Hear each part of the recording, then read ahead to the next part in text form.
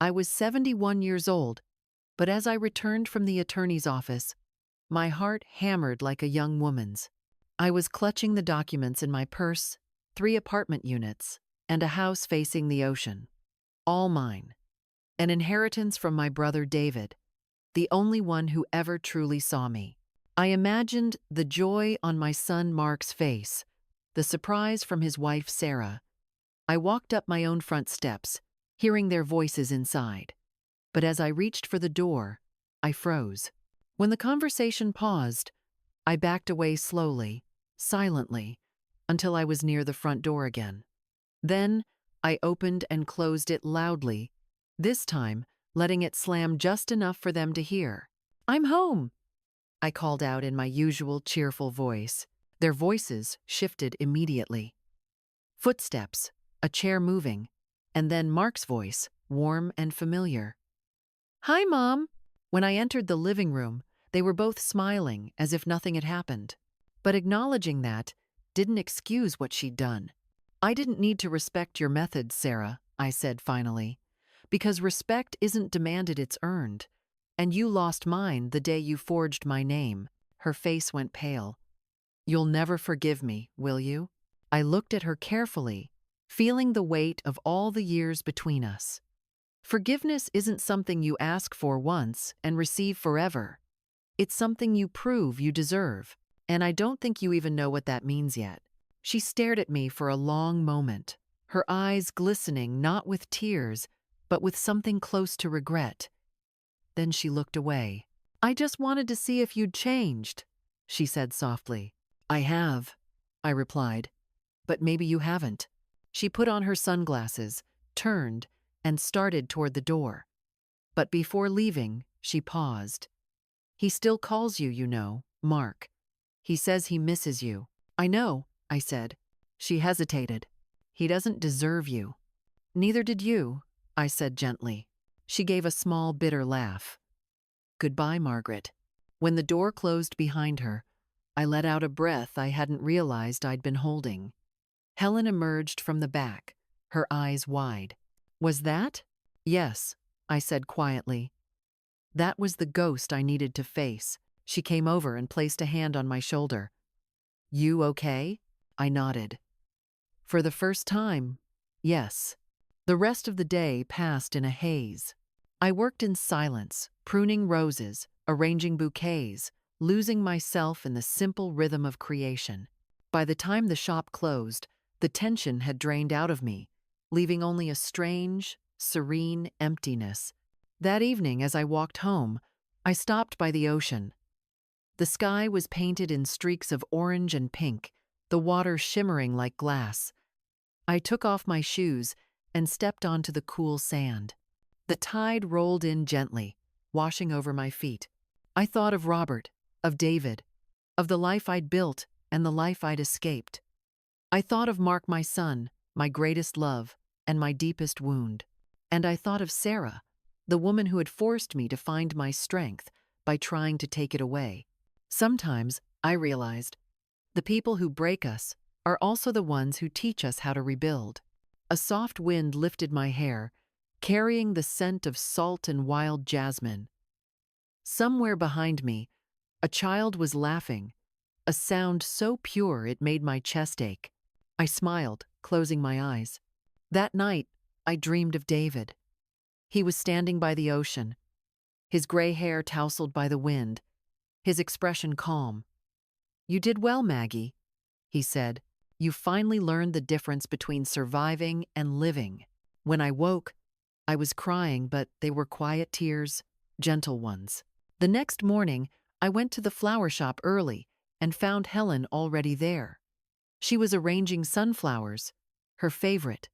"You're early," she said with a grin. "So are you," I replied. She shrugged. "Couldn't sleep. Guess we're both too old to waste time in bed."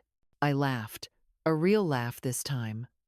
"Maybe, but I don't mind waking up for this." She handed me a sunflower. "Here, for new beginnings." I took it carefully, its bright petals warm in my hand. "Thank you, Helen." "Don't thank me," she said. "You're the one who planted the seeds." And she was right. When the first customer walked in, I greeted them with a smile. My hands no longer trembled when I worked. My voice no longer faltered when I spoke. The fear that once lived inside me had turned into something else, something stronger. Maybe I would never fully heal. Maybe there would always be a small, aching part of me that wondered what could have been if love had been enough. But for now, I was whole in my own quiet way. And for the first time in my life, that was enough. When I look back now, I don't see my life as a tragedy. I see it as a tide, sometimes gentle, sometimes cruel, always moving. For years, I tried to hold the waters still, to keep my family together, no matter how much it pulled me under.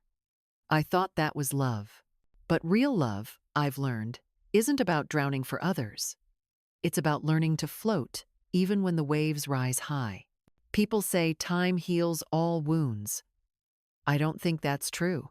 Time doesn't heal, it teaches.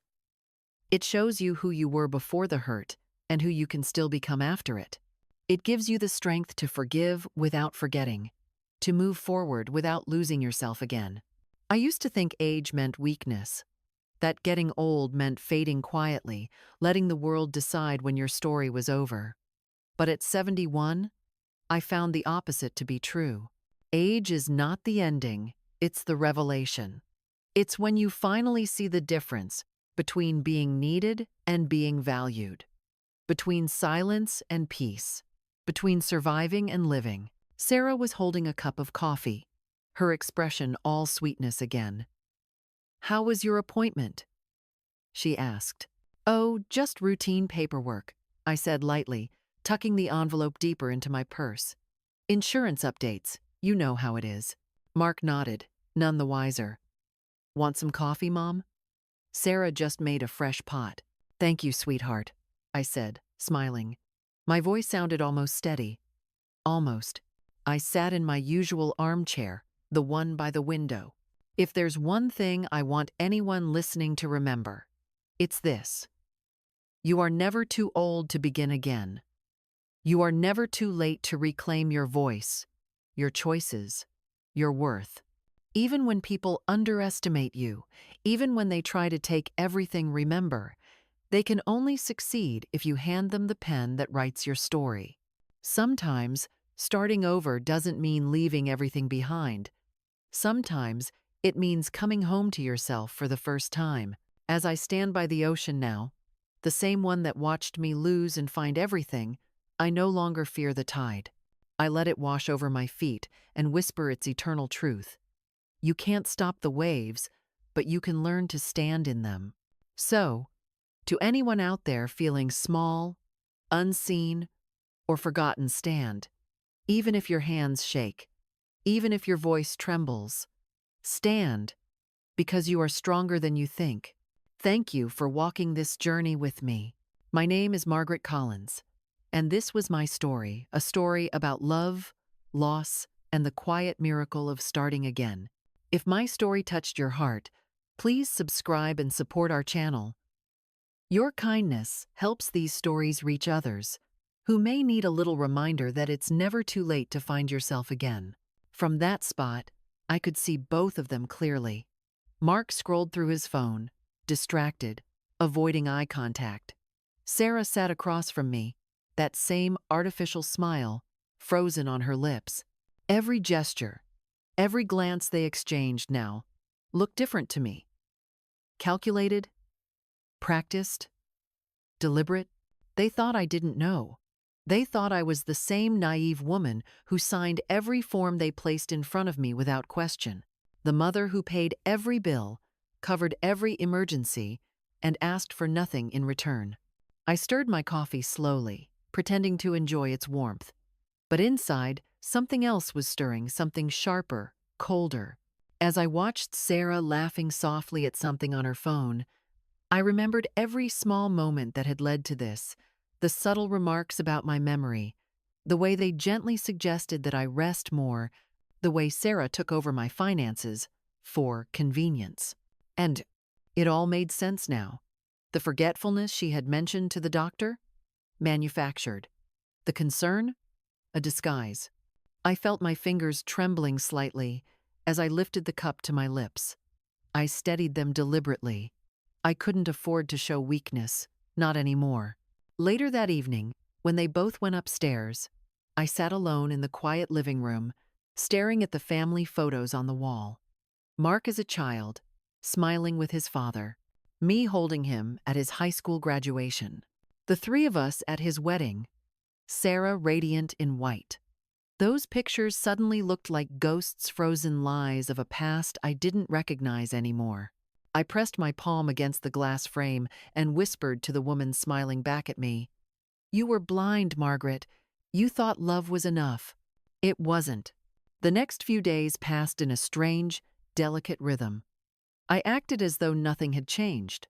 I cooked breakfast, folded laundry, laughed when Sarah made conversation. I even pretended to forget things here and there to keep up appearances. Inside, though, my mind was sharp and alive. I reread my brother David's letter every night. His words echoed like a warning. Don't tell anyone until you're sure who deserves to know. Now, I understood perfectly what he meant.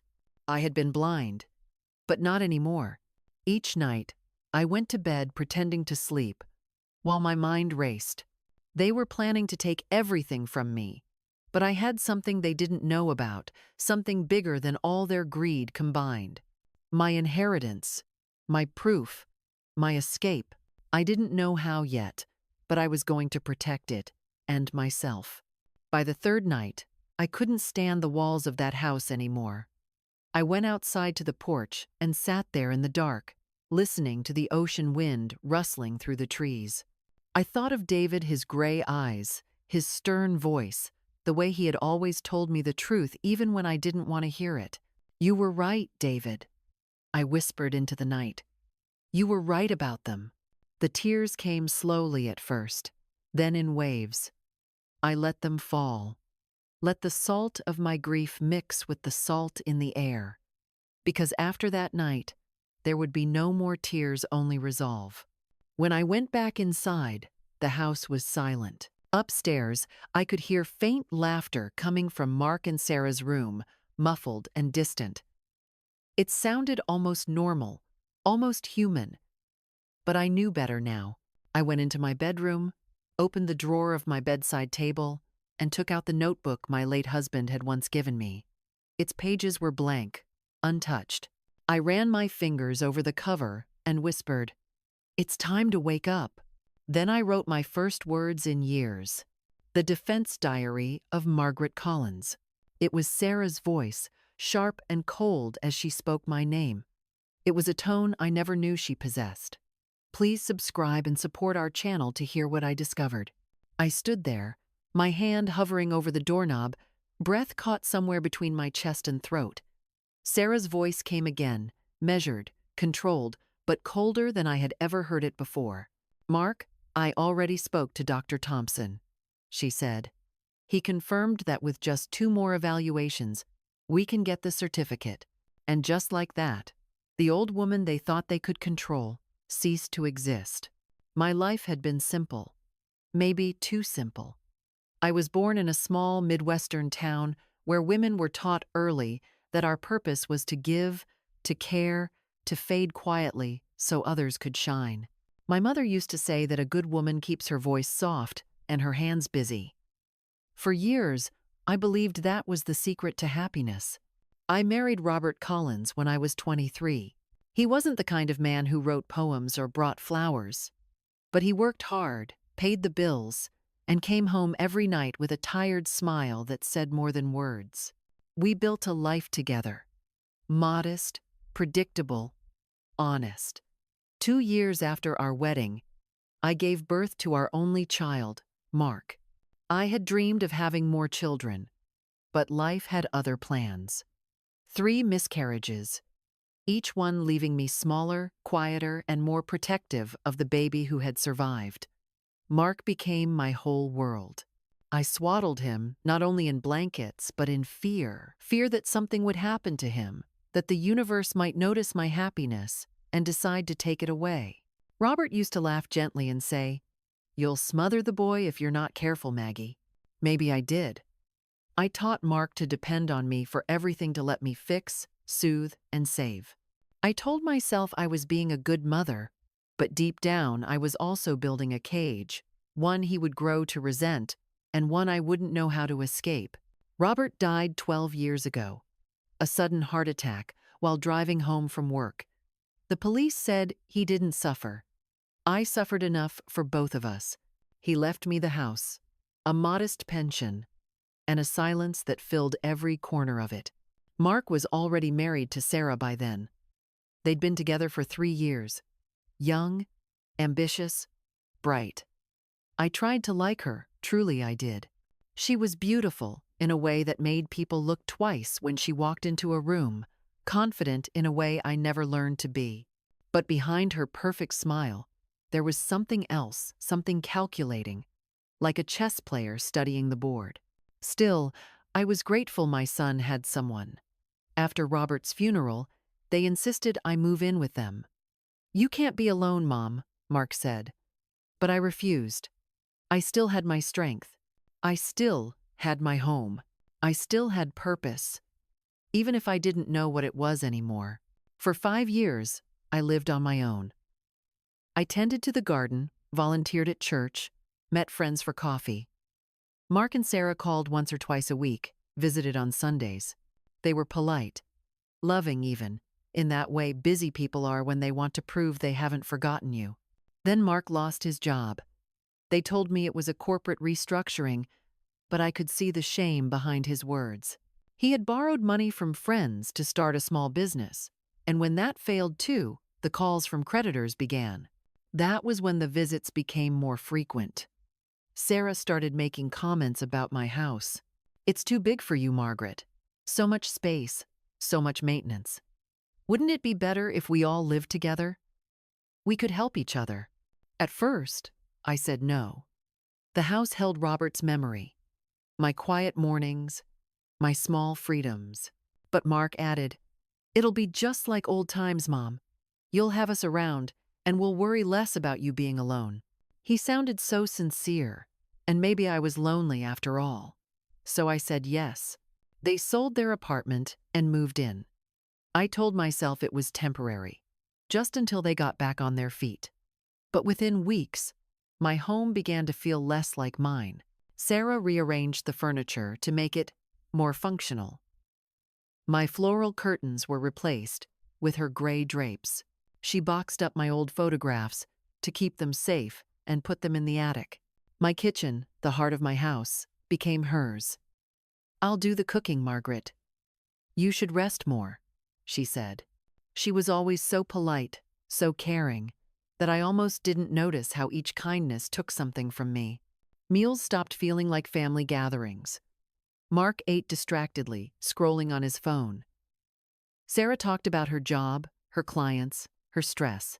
I sat quietly, invisible in my own home, nodding when expected, laughing when appropriate. Then came the comments. Small, harmless things at first. "Did you forget to salt the soup, Margaret? Mom, you asked me to buy milk twice this week. You left the water running again. You really need to be more careful." Each word planted doubt, like seeds in my mind. Maybe I was getting forgetful. Maybe age was catching up faster than I thought. At her age, even mild forgetfulness can be labeled as cognitive decline. My heart stuttered. For a second, I wasn't sure I had heard right. Certificate? Forgetfulness? My mind scrambled to make sense of the words. But then Mark's voice, my son's voice, answered quietly. "Are you sure there won't be any legal problems?" "None," she replied confidently. "Once we have guardianship, everything becomes easier. We can sell this house, liquidate her accounts, and no one can contest it." I began writing notes to myself, reminders to turn off the stove, to lock the doors, to pay the bills. And the more I doubted, the more control they gained. Mark began borrowing money, small amounts at first. "It's just for a month, Mom. I'll pay you back, I promise." He never did. Then Sarah started asking too. Always gently, always with a smile. "We're a bit short on the electricity bill, Margaret. Would you mind? Of course I didn't mind. I was a mother. Mothers help. That's what we're for. But soon my pension was gone before the month was over, and the savings Robert had left me began to shrink. 30,000 became 20, then 15, then 8. I told myself it didn't matter. Mark would recover. Things would get better. That's what mothers tell themselves, because the alternative is too painful to face. My friends noticed the change before I did. "You never come to bridge nights anymore," one of them said. "You always cancel." I'd smile and say, "I'm just tired." What I didn't say was that Sarah had accidentally double booked me for chores those evenings, or that Mark would ask me to stay home just in case a delivery came. Eventually, my friends stopped calling, and I told myself I didn't need them. I had my family. David, my brother, visited every couple of months. He was different from me, successful, sharp, direct. He never married, never had children. He used to joke that I got all the sentiment and he got all the sense. When he saw how I lived, he didn't laugh anymore. "Mark is using you, Maggie," he told me once, his gray eyes hard. "And that wife of his, she's dangerous." I hated hearing it. "Don't say that, David. He's my son." "That's exactly why I'm saying it," he replied. "Because I know you'll forgive him for anything. But open your eyes, sister. You're disappearing." We argued that day. Mark overheard part of it and confronted David, accusing him of meddling. Voices rose, tempers flared. In the end, Mark told him to get out of our house. Our house. David left furious, and I, cowardly as always, said nothing. I watched my brother walk out the door, and I didn't know it would be the last time I saw him alive. 2 months later, he died from a cerebral aneurysm. Quick, they said. Painless. I went to the funeral alone. Mark claimed he had a meeting. Sarah said someone had to stay home to keep an eye on things. At the funeral, David's attorney handed me a sealed envelope. "Your brother left instructions that you receive this personally," he said. That envelope changed everything. Inside was a letter and a legal document. The letter began, "My dear Margaret, if you're reading this, it means I'm gone. Don't grieve for me. I've lived well. What I'm leaving you is not just property, it's protection." My hands trembled as I read his words. He had left me 3 apartments in the city and a house by the ocean. Each property fully paid, each generating income, more money than I had ever imagined. But then came the warning. "Do not tell Mark or Sarah. Not yet. Watch them. See who they are when they don't know you have something they want. Be selfish for once in your life, Margaret. Protect what's yours." At the time, I couldn't believe he would speak that way about my son. I folded the letter and put it away, thinking he was being cynical. But now, as I sat in that same house, pretending not to know what Mark and Sarah were plotting, I understood every word. David had seen what I couldn't, and now, his voice, his letter, was the only thing standing between me and the people who shared my roof. That night, I took the letter out again and read it under the soft glow of my bedside lamp. The words didn't just warn me, they woke me. For 71 years, I had lived quietly, obediently, trying not to make waves. But David had given me something I had never dared to claim before: permission to fight back. As I closed the letter, I whispered to the empty room, "You were right, David, and I'll make sure it wasn't for nothing." Outside, the night wind moved through the trees, whispering like a voice from another world. I wasn't sure yet how, but I knew this much: I wasn't going to let them win. After that night, sleep became something foreign to me. I lay in bed for hours, listening to the ticking clock and the faint hum of the refrigerator downstairs, wondering how many years I had spent in that same bed, thinking everything was fine. When morning came, I brewed my coffee as usual. But even the smell of it felt different now, bitter, aware. Sarah greeted me with her usual morning cheer. "Good morning, Margaret. Did you sleep well?" Her tone was sugar, but her eyes were cold metal. Like a baby, I said, forcing a smile. She'll be comfortable in a nice facility. Visits on weekends if you want. Facility. The word hit me like a slap. My fingers dug into the wooden frame of the doorway. They were talking about me. Sarah's tone softened, like honey covering poison.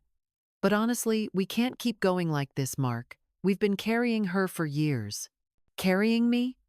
The air in my lungs turned to lead. I leaned against the wall, the manila envelope pressing hard against my ribs. You? Oh, I was up half the night doing paperwork for Mark's new business proposal. You know how stressful it is. I nodded politely. She was always doing paperwork, always so busy. Yet somehow, she had endless time to manage my life, my doctor's appointments, my mail, even my medications. I'd let her take over, little by little, until I didn't know what bills were paid or what accounts still had money in them. But not anymore. That afternoon, while they were both out Mark at a meeting, Sarah at the gym, I went to the study, the room Robert once used as his office. It had become their workspace now, cluttered with Sarah's folders and Mark's half-finished coffee mugs. My hands trembled slightly as I searched through drawers, pretending to clean. I found what I was looking for in the bottom file cabinet, the folder labeled Financial Statements. When I opened it, my throat tightened. The joint account I'd shared with Mark had been drained down to less than $2,000. My name was still there, but the money wasn't. There were also statements from a home equity line of credit I didn't remember approving. Sarah's neat signature gleamed at the bottom of the form next to mine. Except it wasn't mine. The signature was close enough to fool anyone who didn't know me, but I knew my M had never curved that way. My hand shook as I stared at it, fury spreading through me like heat rising from the ground on a summer day. They had forged my name. For a long moment, I just stood there, letting the realization sink in. Then something inside me went still, hard, like cooling metal. They thought I was weak. They thought 71 meant stupid. But I had lived through worse than this. I had survived loss, grief, and loneliness. And I was still standing. I placed the papers back exactly as I found them and left the room, careful not to disturb a thing. From that day forward, I stopped being their victim. I became their shadow. I started writing everything down in my notebook: dates, amounts, conversations. Each night, after they went to bed, I documented every detail. What time Sarah made her calls, what Mark said about the facility, every whisper that passed between them. It was my own private investigation, my defense diary, as I'd named it. But I needed help, someone outside, someone I could trust. At first, I thought of the women from church, but I hadn't spoken to them in months. My pride wouldn't let me call. Then, one afternoon, I remembered David's attorney, the man who had handed me the letter after the funeral.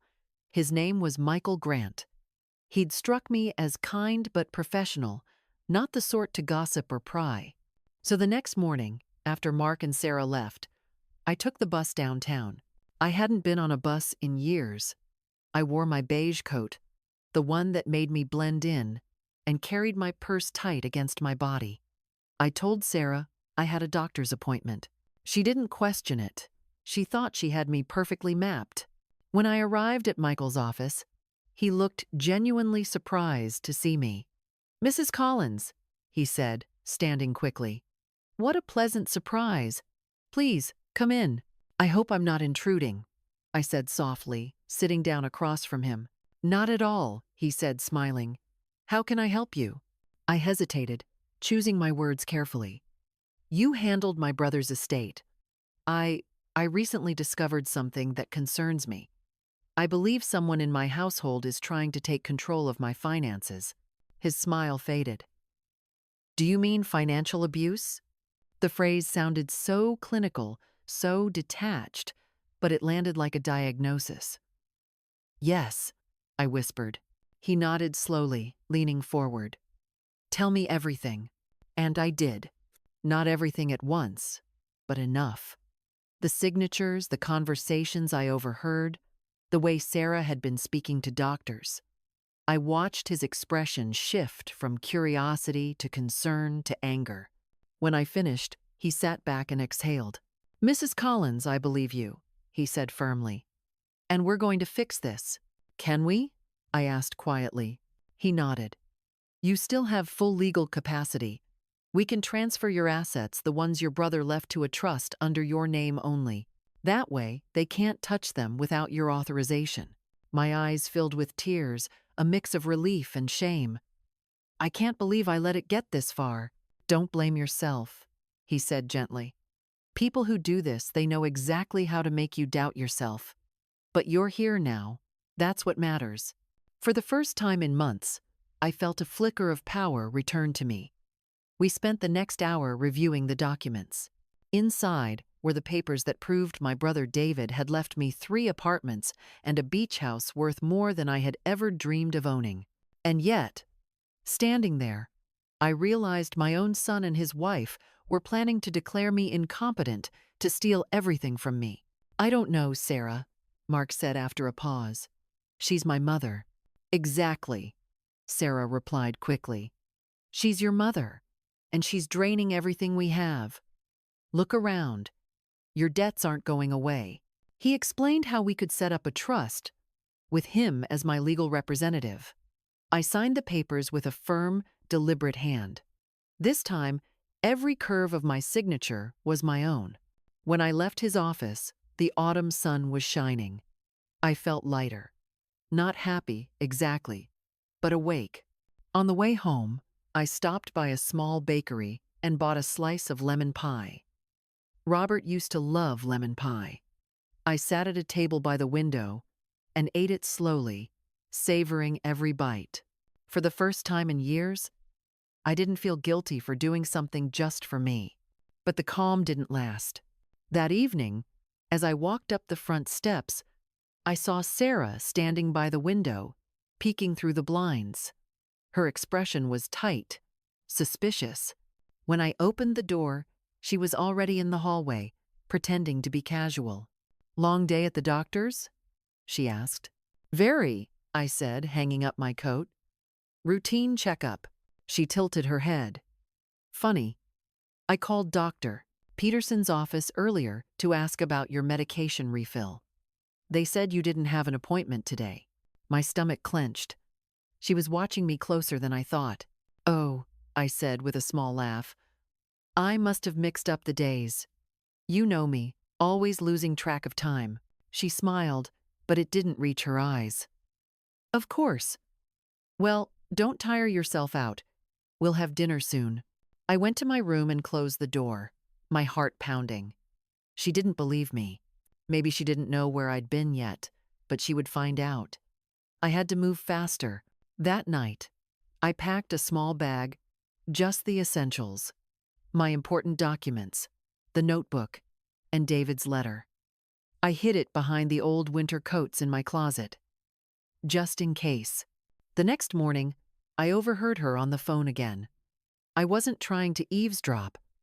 I was walking past the study when I heard my name. "Yes, Dr. Thompson. We'll bring her in next week for the full assessment. I'll make sure she's calm and cooperative," Sarah said. "Yes, early stages, but it's progressing. She forgets things, gets confused." I felt the blood drain from my face. She was building her case, her lie brick by brick. When she hung up, I quietly backed away. My mind was spinning. I knew I couldn't confront her, not yet. Not until I had everything secured. That afternoon, Michael called to confirm that the trust was finalized. My inheritance was officially out of their reach.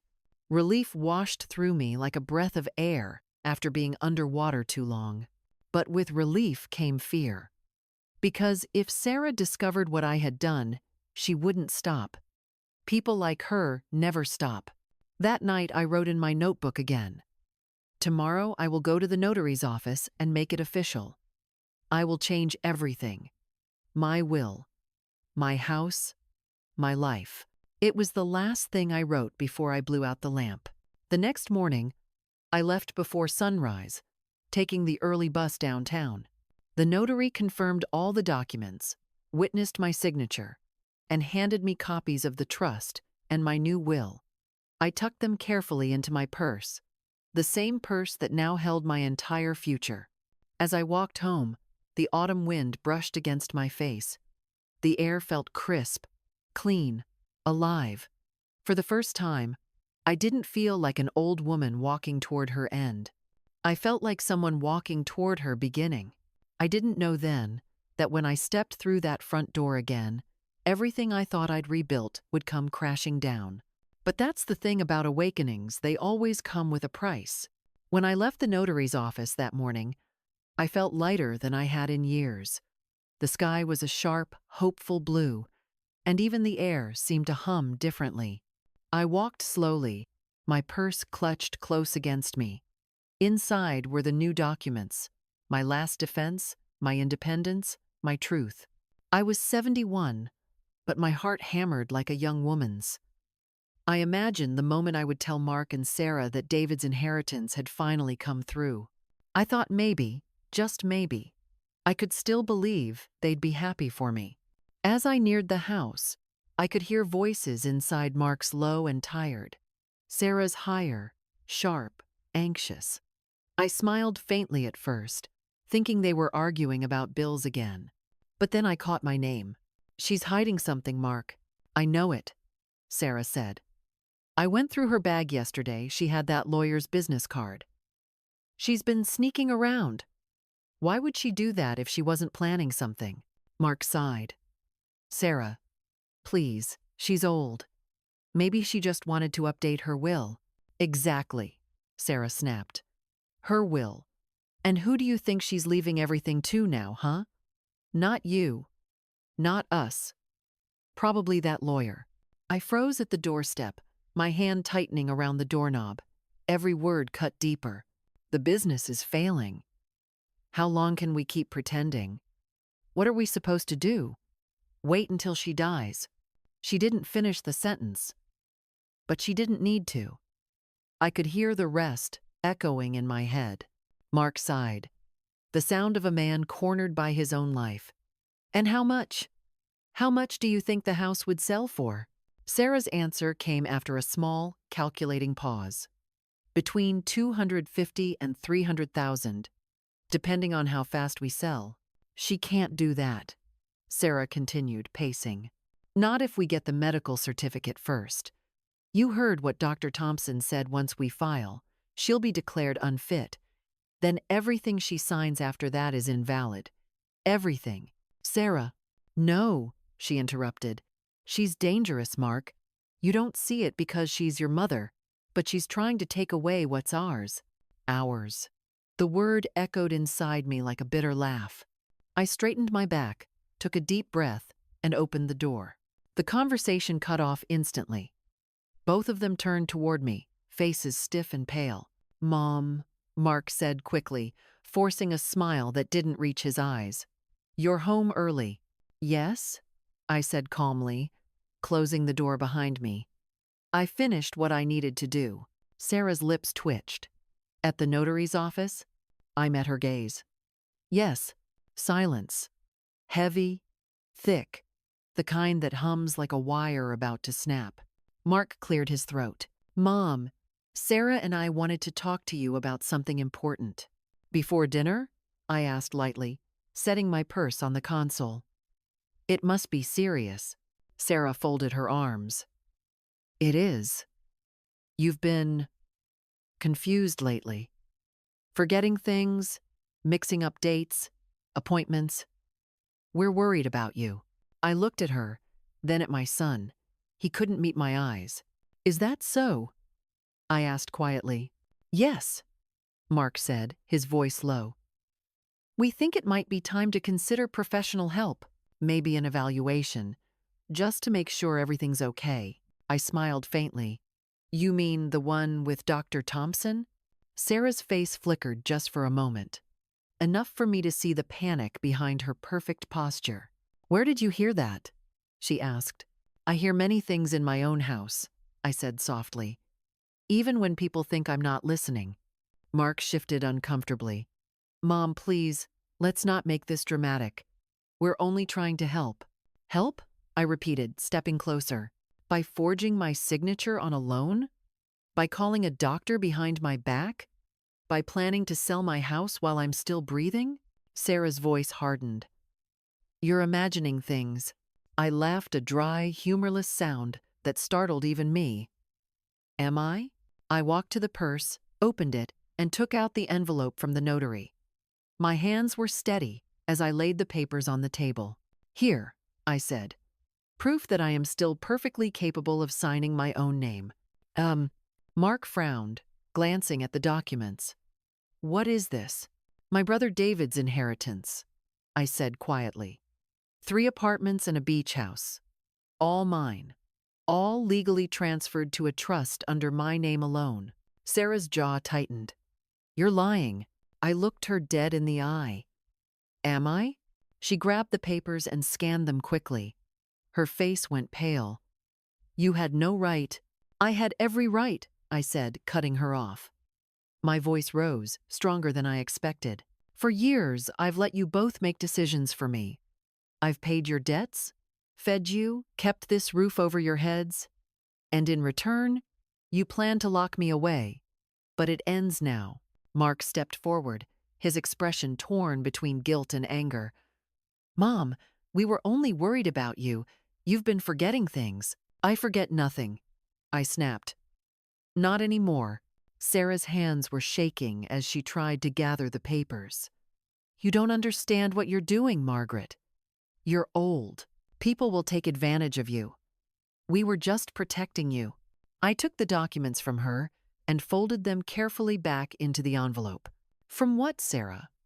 From my own life? My own choices? The only people who ever tried to take advantage of me are standing right here. Mark opened his mouth to speak, but closed it again. He looked lost, like a child caught stealing candy. Mom, please, he said finally, softer now. Let's just sit down and talk. I shook my head. There's nothing left to say. I picked up my purse, walked to the hallway, and paused at the stairs. The house felt different now, no longer mine, no longer theirs. Just a place filled with echoes of what used to be family. Sarah followed me, her voice sharp again. If you walk out that door, don't expect to come back. I turned to her slowly. I won't. And then I left. The air outside was cold and raw. I didn't have a plan. Not really, just the instinct to move, to breathe, to get away before they found another way to trap me. I walked to the bus stop, each step heavy but sure. My hands were trembling when I sat down, but not from fear. It was something else. Something closer to freedom. As the bus pulled away, I looked out the window at the house shrinking behind me. I didn't know where I was going yet, but I knew where I'd been and I would never go back there again. If we act quickly, we can pay off the debts and still have something left to invest in the new project. It's the only way. And her? Mark asked softly. Sarah didn't even hesitate. The assisted living facility costs $2,000 a month. With what we'll get, we can cover years of it easily. She'll be fine, better than here. They'll have nurses, activities, people her age. It's the best thing for everyone. For everyone.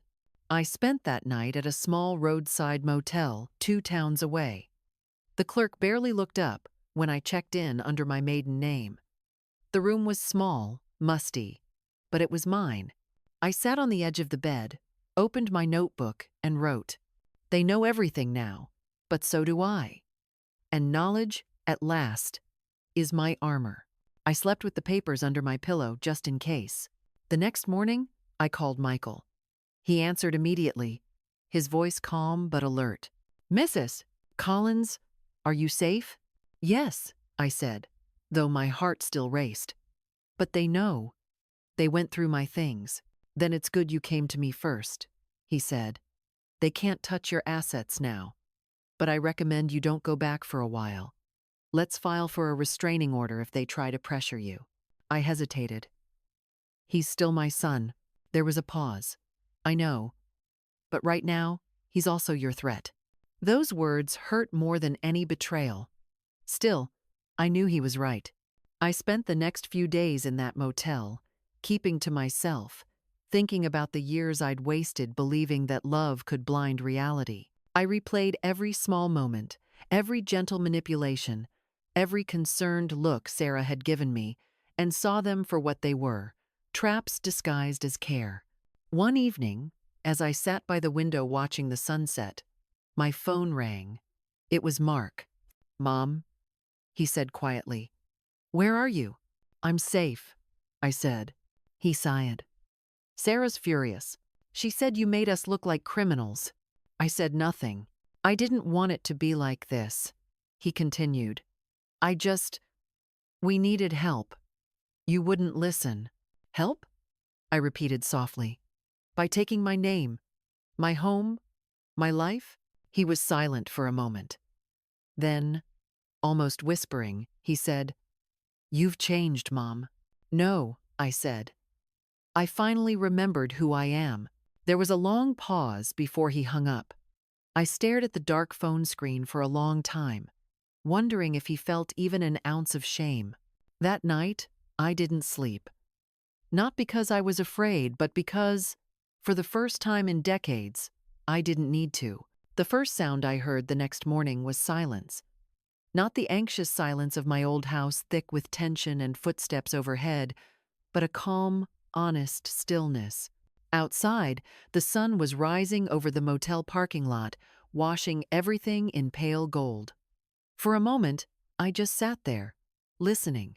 The hum of distant traffic, the rustle of palm trees in the wind, a door closing softly down the hall. That was what freedom sounded like.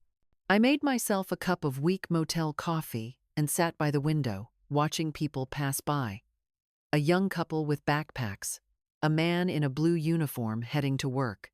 I wondered if they could tell I was running from my family, from my past, from the part of me that once needed to be needed. Michael called mid-morning. "Mrs. Collins, I've set up a temporary mailing address for you at my office," he said. "If anything comes for you, we'll handle it directly. You're legally protected now." "Thank you," I said, my voice barely more than a whisper. He hesitated. "Have you thought about where you'll go next?" "I don't know," I admitted. "I suppose I'll find somewhere by the ocean." David would have liked that. "Take your time," he said gently. "You've earned it." After we hung up, I decided to walk. My legs were stiff from sitting too long, and my mind needed movement. The air outside smelled faintly of salt. Maybe the ocean wasn't far. I walked past diners, laundromats, small stores with help wanted signs in the windows. I hadn't looked for a job in nearly 30 years, but maybe it was time. At 71, I wasn't naive enough to think anyone would hire me for something demanding. But I didn't need much, just a reason to wake up. A place to belong. I found it by accident 2 days later when I wandered into a small flower shop on the corner of Maple Street. The air inside was cool and fragrant, filled with the smell of fresh lilies and damp soil. A woman around my age stood behind the counter, arranging daisies in a vase. She looked up and smiled. "Good morning," she said.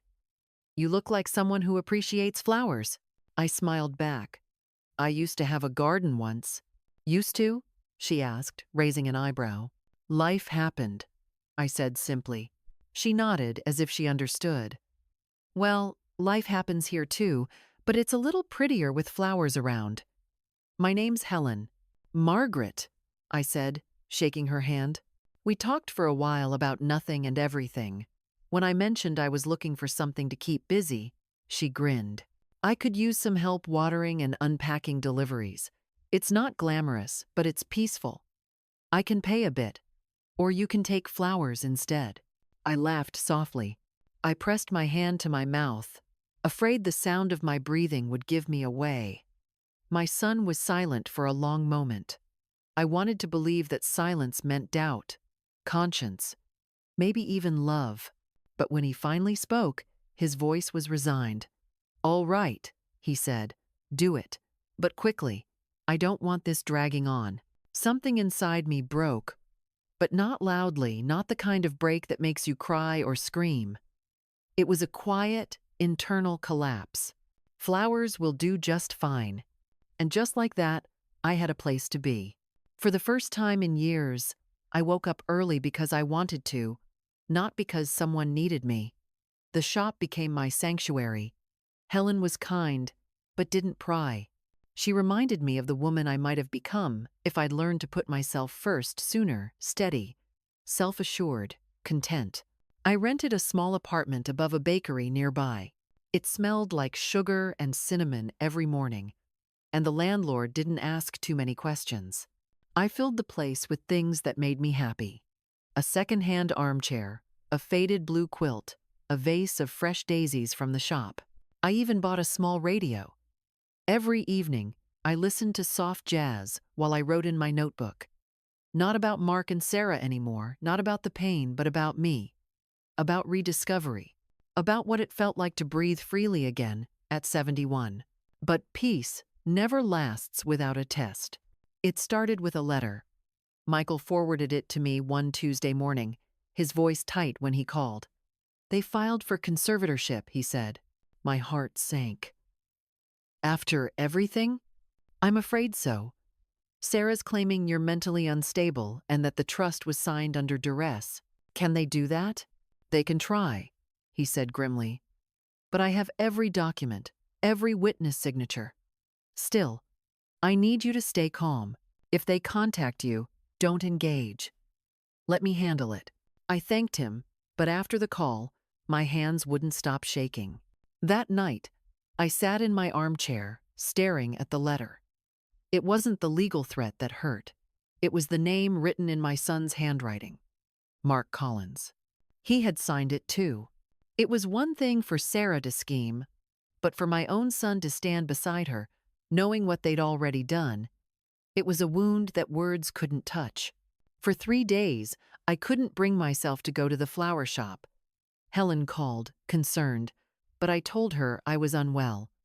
In truth, I just didn't know how to face the world while carrying so much disbelief. On the 4th day, I went for a walk by the ocean. The water was gray and restless, the kind that mirrors your mood. I watched the waves crash against the rocks and whispered, "Why, Mark? Was love never enough?" The wind didn't answer, but somehow, its silence was kind. When I returned to the apartment, I found a man waiting outside my door. For a moment, panic shot through me, but then I saw who it was. Mark. He looked thinner, older, his face drawn tight. "Mom," he said softly. I wanted to close the door right there, but something in his voice stopped me. I stepped aside. "Come in." He hesitated before entering, glancing around the small space. "You've been okay?" "I've been alive," I said simply. "That's enough." He nodded slowly. For a moment, neither of us spoke. Then he took a deep breath. "Sarah doesn't know I'm here. She's angry. But I had to see you." I folded my arms. "Why? To convince me I've lost my mind?" He winced. "No, to apologize." That word apologize hung in the air like fragile glass. He sat down, rubbing his temples. "I didn't know how bad things had gotten. Sarah said the money was temporary, that you'd agreed to it.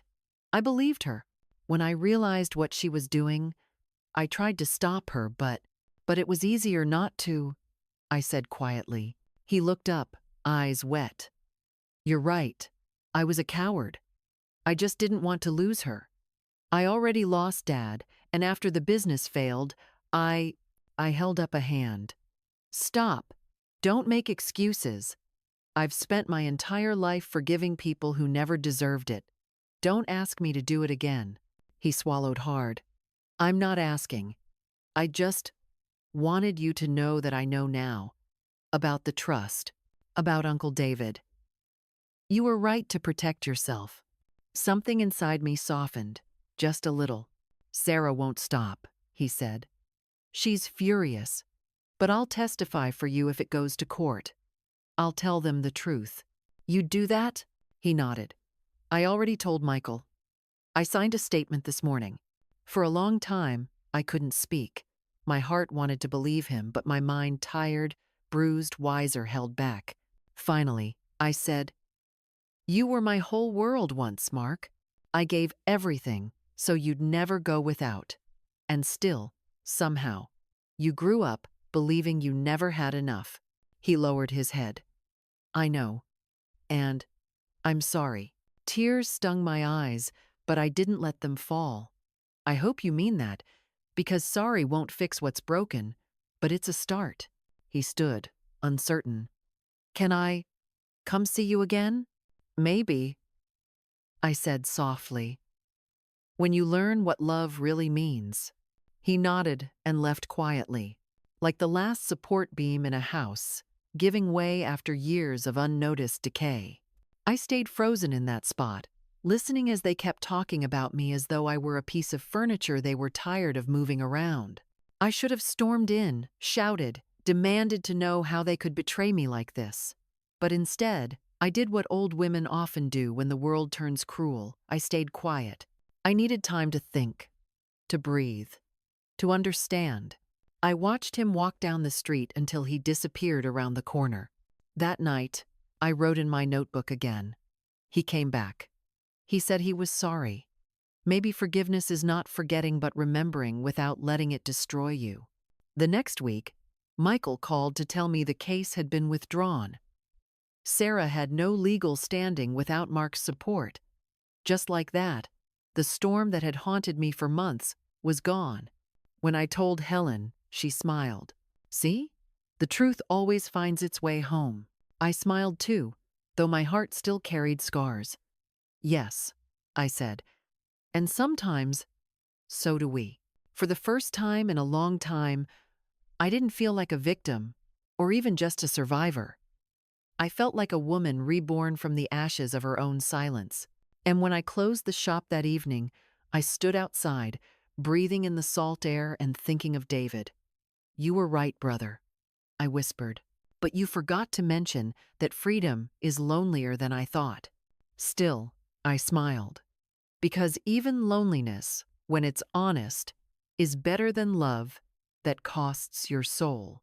It had been nearly 3 months since Mark's visit when I saw Sarah again. By then, the flower shop had become a second home, and my days followed a gentle rhythm: morning coffee, hours surrounded by roses and lilies, evenings spent writing by the window while the ocean wind played with the curtains. Peace had a way of making me forget, or at least soften, the sharp edges of what happened. I had even begun to believe that maybe, after all the chaos, life was ready to leave me alone. But peace rarely comes without testing your resolve. That morning started like any other. Helen and I were unpacking a new delivery of hydrangeas when the bell above the door jingled. I looked up, expecting a customer. It was Sarah. She stood in the doorway wearing a cream-colored coat, her posture perfect, her eyes shielded behind dark sunglasses. Even in the dim light of the shop, she radiated control, that same quiet confidence she'd always used, like armor. Helen sensed the tension instantly. "I'll be in the back," she murmured, slipping away. Sarah removed her glasses slowly, studying me as if I were a stranger. "You look different," she said finally. I smiled faintly. Freedom tends to do that to a person. Her lips twitched. "I suppose congratulations are in order.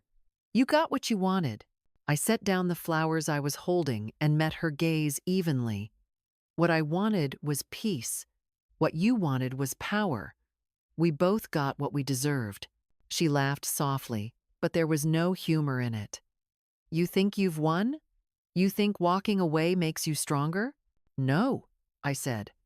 "It makes me sane." For a moment, neither of us spoke.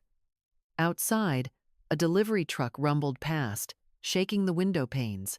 "I came here to tell you something," Sarah said finally, lowering her voice. "Mark left me." My chest tightened. "I see." She looked at me, her composure slipping. "You destroyed our marriage. You filled his head with guilt until he couldn't stand to look at me." I took a deep breath, steady and calm. I didn't destroy your marriage, Sarah. You did that yourself when you built it on lies. Her expression hardened. Do you really believe you're innocent? You manipulated him for years. You made him dependent on you. And when he finally tried to live his own life, you punished him. Her words cut, but I didn't flinch. I had already bled all I could from that wound. Maybe you're right, I said quietly. Maybe I did make mistakes. I gave too much, loved too blindly, forgave too easily. But I never lied. I never stole. And I never treated people like pawns.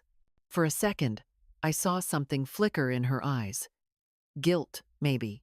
Or just exhaustion. You think I wanted any of this? She said bitterly. Do you know what it's like to build a life from nothing, only to watch it crumble because someone else holds all the cards? You had everything handed to you, your house, your husband's pension, your brother's inheritance. I had to fight for every scrap. I studied her, suddenly seeing not just the woman who'd hurt me, but the frightened girl buried underneath the one who equated control with survival. Then why, I asked softly, did you have to take what wasn't yours? Her jaw tightened. Because it was never about money, Margaret. It was about respect. And you never gave me that. Her words lingered in the air. For a moment, I didn't know how to respond. She wasn't wrong, not entirely. I had judged her from the start, dismissed her ambition as arrogance, her confidence as manipulation. Maybe that had been the first spark that lit the fire between us.